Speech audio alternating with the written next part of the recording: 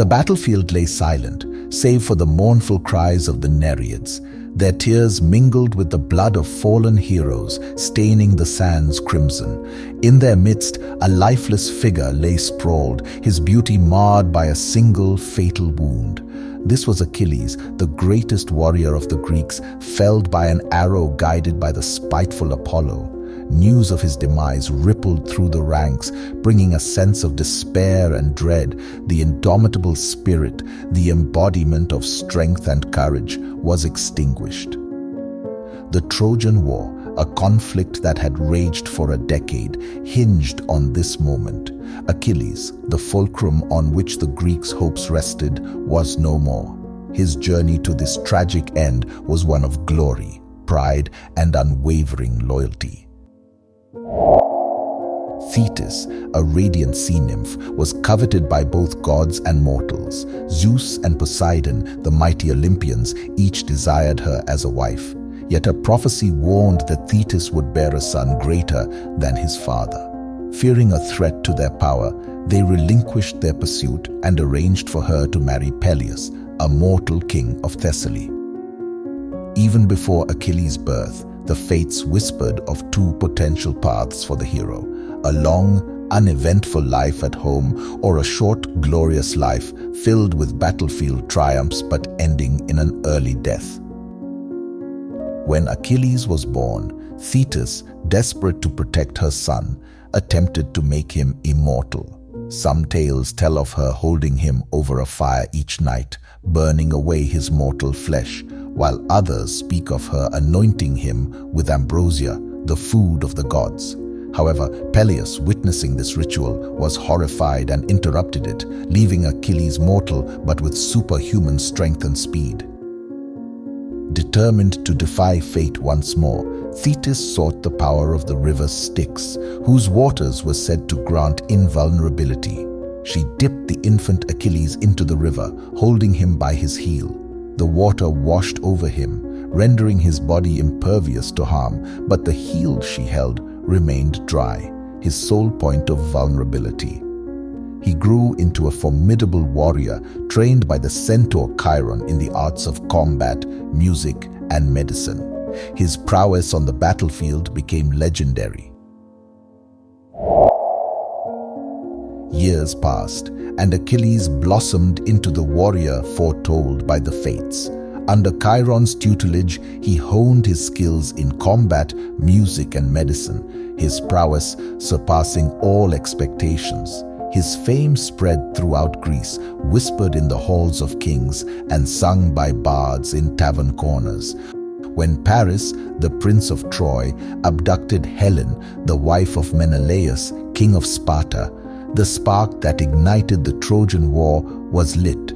The call to arms echoed across the land, summoning the mightiest heroes of Greece to reclaim Helen and avenge the insult to Menelaus's honor.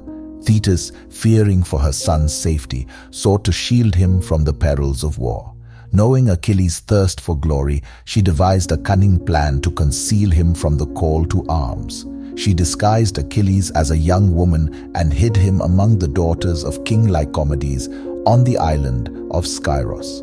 There, under the name Pyrrha, he lived amidst the maidens, hoping to avoid the bloodshed that awaited him on the shores of Troy.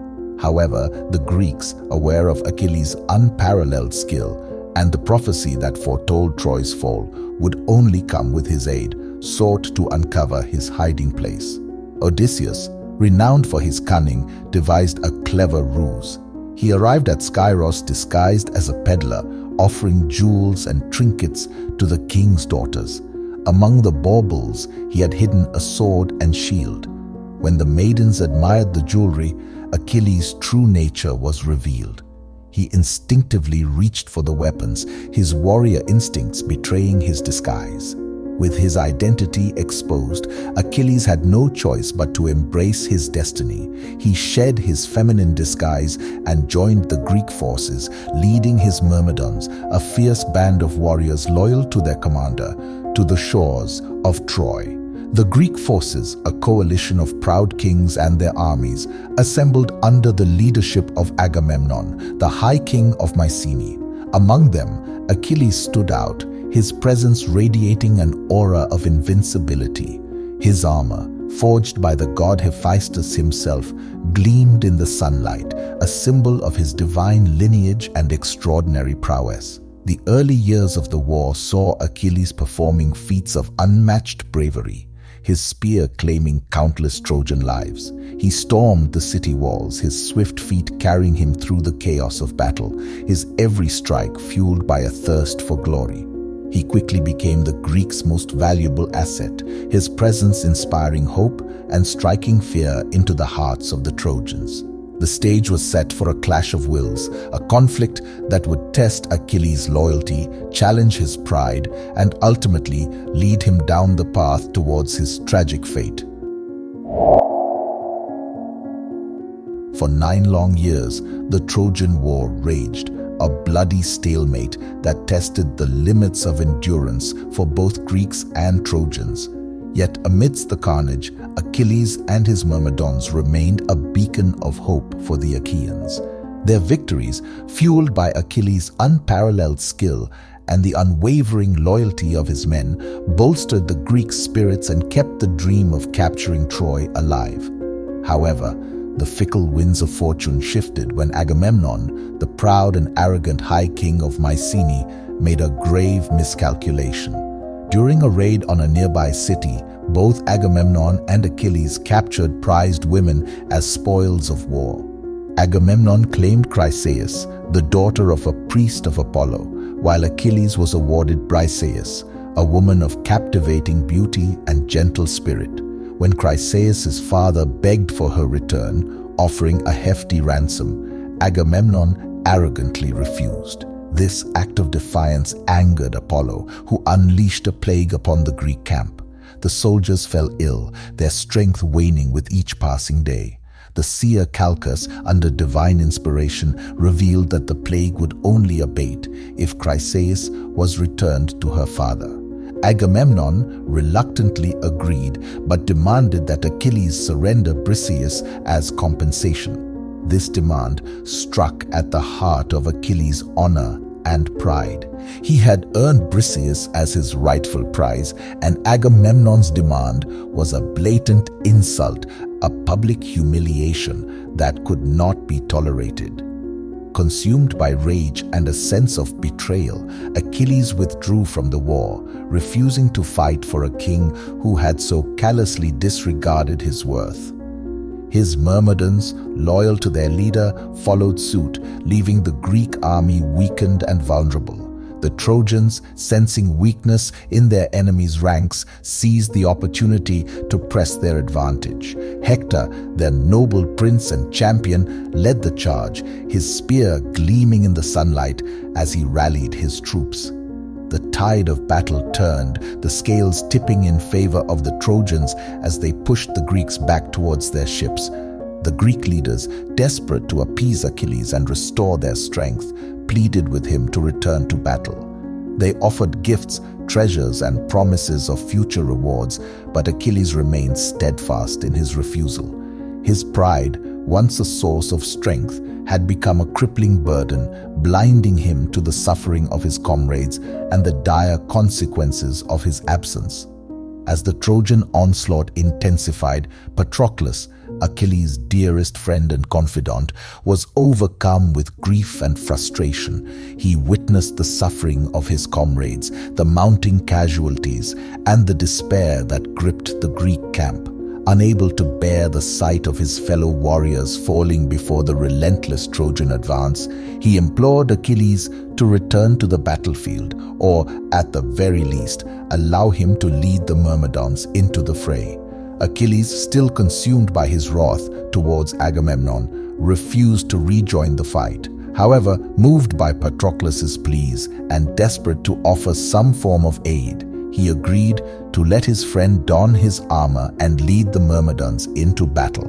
He hoped that the sight of his familiar figure, even if it was Patroclus beneath the helm, would inspire the Greeks and instill fear in the Trojans.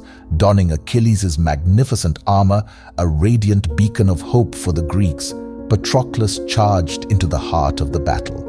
His presence ignited a spark of renewed courage among his comrades. The Myrmidons fought with renewed ferocity, pushing back the Trojan onslaught. Patroclus, emboldened by his initial success, led the Myrmidons on a daring charge towards the walls of Troy. However, his bravery proved to be his undoing. Apollo, the god who favored the Trojans, intervened, shrouding Patroclus in a haze of confusion and stripping him of his divine protection. Hector, the Trojan prince, saw an opportunity to strike a decisive blow. Mistaking Patroclus for Achilles, he charged. The two warriors clashed, their spears flashing in the sunlight. Patroclus, though skilled, was no match for Hector's strength and experience. With a swift and brutal thrust, Hector's spear pierced Patroclus's armor, ending his life. As Patroclus fell, the Trojan forces erupted in cheers, their victory momentarily eclipsing the grief that gripped the Greek camp. The death of Achilles' dearest friend marked a turning point in the war, a catalyst that would ignite a fire of vengeance in the heart of the scorned hero. The news of Patroclus' death reached Achilles like a thunderbolt, shattering his pride and igniting a maelstrom of grief and rage within him. He tore at his hair, cursed the gods, and blamed himself for his friend's demise. The guilt and sorrow that had been simmering beneath the surface of his wrath now erupted, consuming him entirely. Thetis, his mother, emerged from the depths of the sea to comfort her son, but even her divine presence could not soothe the fiery torment that raged within him. Achilles, fueled by a thirst for vengeance, vowed to unleash his fury upon the Trojans, to avenge Patroclus' death and make Hector pay the ultimate price for his actions.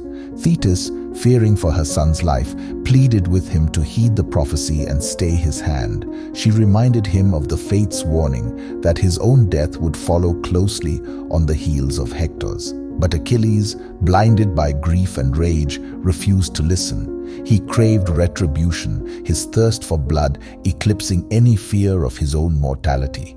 Seeing her son consumed by such destructive emotions, Thetis sought the aid of Hephaestus, the god of fire and forge, hoping divine armor would protect him in the coming battle.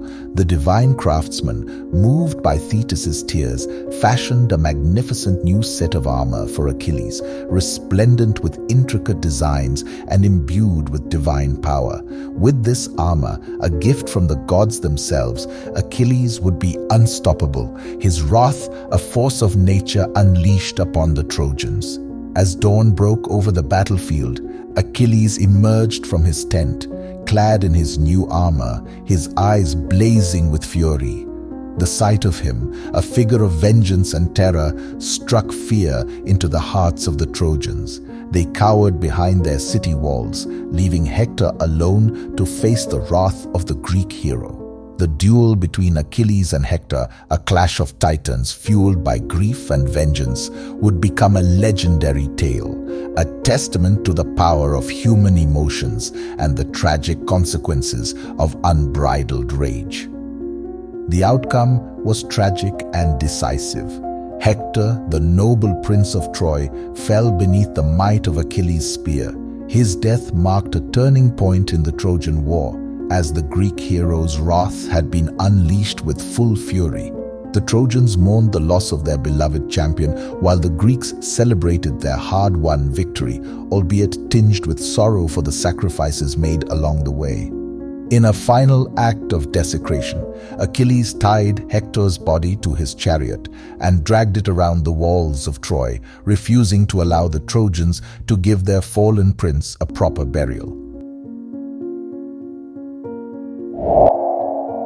As the dust settled on the battlefield, a profound grief settled over the city of Troy.